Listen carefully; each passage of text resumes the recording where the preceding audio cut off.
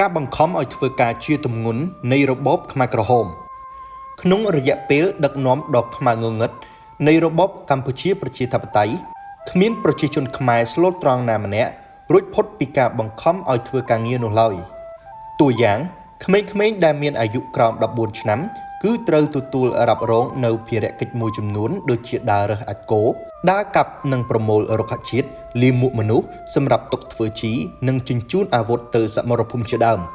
ចំណែកមនុស្សចាស់វិញគឺមានភារកិច្ចមើលថែសត្វពាហនៈនិងត្បាញកញ្ច្រែងល្អី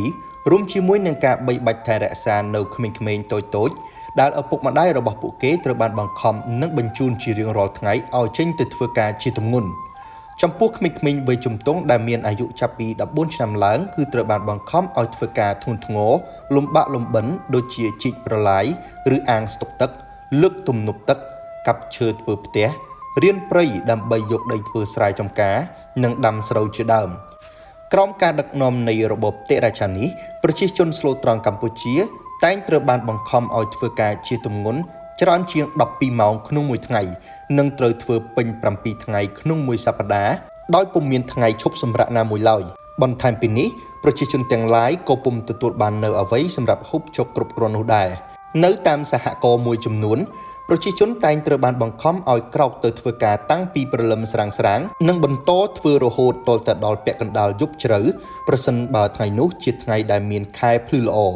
ហើយនៅថ្ងៃដែលពុំមានលោកខែទេនោះការអុជភ្លើងបំភ្លឺវាលស្រែក៏អាចត្រូវបានធ្វើឡើងផងដែរដើម្បីឲ្យប្រជាជនធ្វើកិច្ចការងាររបស់ខ្លួនបន្តទៅទៀតគួរបញ្ជាក់ផងដែរថាក្នុងរបបដ៏មហាប្រល័យនេះប្រជាជនទាំងឡាយដែលទទួលបាននៅទំនុកចិត្តពីអង្គការគឺអាចត្រូវបានបញ្ជូនទៅធ្វើការក្នុងរោងចក្រនៅតាមទីក្រុងមួយចំនួនបើទោះបីជាប្រជាជនទាំងនោះខ្លះពុំមានទាល់តែសោះនៅបទពិសោធន៍លើកិច្ចការងាររោងចក្រនៅក្នុងរបបនេះប្រសិនបើប្រជាជនណាម្នាក់ធ្វើការតវ៉ាចំពោះការងារដែលត្រូវបានកំណត់ឲ្យដោយប្រធានសហគមន៍ឬប្រព្រឹត្តកំហុសដដែលឬកំហុសធ្ងន់ធ្ងរប្រជាជនទាំងនោះគឺនឹងត្រូវបានចោទប្រកាន់ជាខ្មាំងរបស់បដិវត្តន៍ហើយត្រូវបញ្ជូនទៅអប់រំដោយគ្មានថ្ងៃត្រឡប់មកវិញតែម្ដងជួបគ្នាក្នុងវីដេអូបន្ទាប់